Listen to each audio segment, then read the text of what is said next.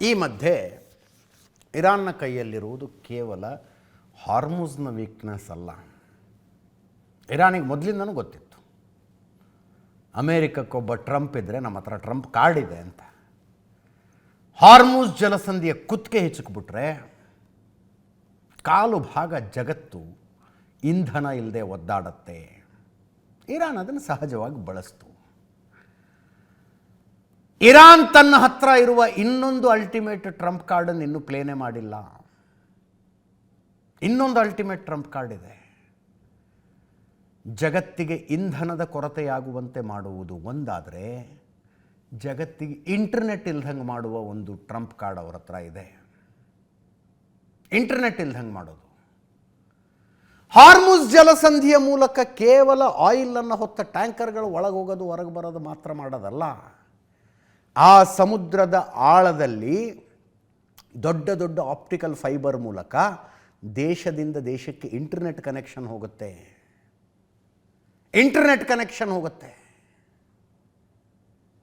ಇಡೀ ಮಧ್ಯಪ್ರಾಚ್ಯಕ್ಕೆ ಇಂಟರ್ನೆಟ್ ಸರಬರಾಜು ಆಗೋದು, ಮಧ್ಯಪ್ರಾಚ್ಯದಿಂದ ಡೇಟಾ ಹೊರಗೆ ಬರೋದು ಸಮುದ್ರದ ಆಳದಲ್ಲಿರುವ ಆ ಕೇಬಲ್ಗಳ ಮೂಲಕ. ಒಂದು ಕಡೆ 17 ಕೇಬಲ್ಗಳೇನೋ ಇದಾವಂಥವು, ದೊಡ್ಡ ದೊಡ್ಡ ಕೇಬಲ್ಗಳ ಸೈಜ್ನಲ್ಲಿ. ಆ ಕೇಬಲ್ಗಳಿಗೇನಾದರೂ ಇರಾನ್ ಬಾಂಬ್ ಬಿಟ್ಟು ಉಡಾಯಿಸಿಬಿಟ್ರೆ ಇಂಟರ್ನೆಟ್ಟೇ ಇಲ್ಲ. ಇಂಟರ್ನೆಟ್ ಇಲ್ಲ. ಪೆಟ್ರೋಲು ಡೀಸೆಲ್ ಸಿಗದೆ ಹೋದರೆ ಏನು ಸಮಸ್ಯೆ ಆಗುತ್ತೆ, LPG ಸಿಗದೆ ಹೋದರೆ ಏನು ಸಮಸ್ಯೆ ಆಗುತ್ತೆ, ಅನುಭವಿಸಿದ ಅಂದಾಜಿದೆ. ಇಂಟರ್ನೆಟ್ಟೇ ಇಲ್ಲದೆ ಹೋದರೆ, ಇಮ್ಯಾಜಿನ್ ಇಂಟರ್ನೆಟ್ಟೇ ಇಲ್ಲದೆ ಹೋದರೆ ದೇಶಗಳು ಅಂಗವೈಕಲ್ಯ ಬಂದಂಗೆ ಆಗ್ಬಿಡುತ್ತೆ. ದೇಶಗಳಿಗೆ ಎಲೆಕ್ಟ್ರಿಕ್ ಶಾಕ್ ಹೊಡೆದಂಗೆ ಆಗ್ಬಿಡುತ್ತೆ. ಏನೂ ಇರೋದಿಲ್ಲ ರೀ ಇಂಟರ್ನೆಟ್ ಇಲ್ಲ ಅಂದರೆ. ಬಹುತೇಕ ಮುಂದುವರೆದ ದೇಶಗಳಲ್ಲಿ ಸಾರಿಗೆ, ನೀವು ವಿಮಾನ ತಗೊಳ್ಳಿ, ಟ್ರೈನ್ ತಗೊಳ್ಳಿ, ಇಂಟರ್ನೆಟ್ ಆಧಾರದ ಮೇಲೆ ನಡೀತವೆ. Banking completely dependent on internet. Banking, ಸಾರಿಗೆ, ಉಳಿದೆಲ್ಲ ಬಿಟ್ಬಿಡ್ರಿ. ಒಂದು ಮೇಲ್ ಕಳಿಸೋದಕ್ಕಾಗೋದಿಲ್ಲ, ಒಂದು ಕಾಲ್ ಮಾಡೋದಕ್ಕಾಗೋದಿಲ್ಲ, ಅಂದರೆ ವಾಟ್ಸಪ್ ಕಾಲ್ ಥರದ್ದು ಮಾಡೋದಕ್ಕಾಗೋದಿಲ್ಲ. ಎಲ್ಲಿಗೆ ಬಂದು ನಿಲ್ಲುತ್ತೆ ಆವಾಗ? ಇರಾನ್ ಅದು ಯಾಕೋ ಏನೋ ಇದೊಂದು ಅಂತಿಮ ಬೆದರಿಕೆಯನ್ನು ಹಾಕ್ತಾ ಇಲ್ಲ. ಅದರ ಕೈಯಲ್ಲಿರೋ ಟ್ರಂಪ್ ಕಾರ್ಡ್ ಅದು. ಅಮೆಜಾನ್, ಗೂಗಲ್ನಂಥ ಕಂಪನಿಗಳು ಮಧ್ಯಪ್ರಾಚ್ಯದಲ್ಲಿ ದುಬೈ, ಅಬುದಾಬಿ, ಶಾರ್ಜಾಗಳಲ್ಲಿ ದೊಡ್ಡ ದೊಡ್ಡ ಡೇಟಾ ಸೆಂಟರ್ಗಳನ್ನು ಮಾಡಿದ್ದಾವೆ. ದೊಡ್ಡ ದೊಡ್ಡ ಡೇಟಾ ಸೆಂಟರ್ಗಳು. AI ರಿಸರ್ಚ್ ನಡೀತಾ ಇದೆ ಅಲ್ಲಿ. ಅಲ್ಲಿಂದ ಕೇಬಲ್ಗಳನ್ನು ಹಾಕಿ, ಉದಾಹರಣೆಗೆ ಭಾರತಕ್ಕೆ ಮುಂಬೈ, ಕೊಚ್ಚಿನ್, ಅಲ್ಲಿ ತನಕ ಬರ್ತಾವಂತಾವೆ ಕೇಬಲ್ಗಳು. ಈಗ ಓದ್ತಾ ಇದ್ದದ್ದು ಅಲ್ಲಿ ತನಕ ಬರ್ತಾವಂತೆ. ಕಟ್ಟಾಗ್ಬಿಟ್ರೆ ಜಗತ್ತಿಗೆ ನಿಜವಾದ ಸಂಕಷ್ಟ ಆವಾಗ ಬರುತ್ತೆ. ಈಗ ಎದುರಿಸ್ತಾ ಇರೋದು, ಈಗ ಅನುಭವಿಸ್ತಾ ಇರೋದು ಏನೇನೂ ಅಲ್ಲ ಇದು. ಹಾರ್ಮುಜ್ ಜಲಸಂಧಿಯಲ್ಲಿರುವ ಇಂಟರ್ನೆಟ್ ಕೇಬಲ್ಗಳು ಕನಿಷ್ಠ 20 ಸಬ್ಸಿ ಕೇಬಲ್ಗಳಿದಾವಂತೆ, ಕೆಂಪು ಸಮುದ್ರ ಮತ್ತು ಹಾರ್ಮುಜ್ನಲ್ಲಿ ಸೇರಿಸಿ. Fibre optic ಕೇಬಲ್ಗಳಿವು.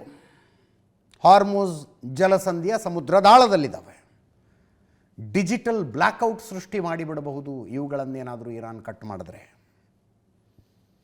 ಡೇಟಾ ಕೇಬಲ್ಗಳಿಗೆ ಹಾನಿಯಾದರೆ ಇಂಟರ್ನೆಟ್ ಸಂಪೂರ್ಣ ಬಂದಾಗತ್ತೆ. ಭಾರತದಂಥ ದೇಶಗಳ ಮೇಲೆ ದೊಡ್ಡ ಪರಿಣಾಮ. ಕ್ಲೌಡ್ ಸರ್ವಿಸ್ ಇರೋದಿಲ್ಲ, video call, email, artificial intelligence ಯಾವುದು ಕೆಲಸ ಮಾಡೋದಿಲ್ಲ. ಜಾಗತಿಕವಾಗಿ ದೊಡ್ಡ ಹೊಡೆತ ಬೀಳುತ್ತೆ ಇರಾನ್ ಆ ಕೆಲಸಕ್ಕೇನಾದರೂ ಕೈ ಹಾಕಿದ್ರೆ.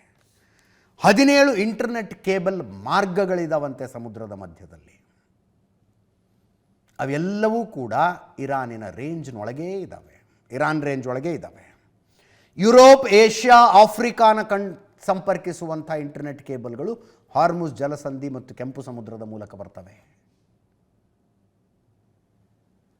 ಗೂಗಲ್ನಂಥ ಕಂಪನಿಗಳು, ಅಮೆಜಾನ್ನಂಥ ಕಂಪನಿಗಳು ಲಕ್ಷಾಂತರ ಕೋಟಿ ರೂಪಾಯಿ ಬೇರೆ ಬೇರೆ ಕಾರ್ಪೊರೇಟ್ ಕಂಪನಿಗಳು ಇನ್ವೆಸ್ಟ್ ಮಾಡಿರೋದು ಅವುಗಳನ್ನು. ಅವುಗಳಿಗೆ ಹಾನಿಯಾದರೆ ಪರಿಣಾಮ ಇಮ್ಯಾಜಿನ್ ಮಾಡಿಕೊಳ್ಳೋದಕ್ಕೆ ಆಗದೇ ಇರುವಂಥದ್ದು.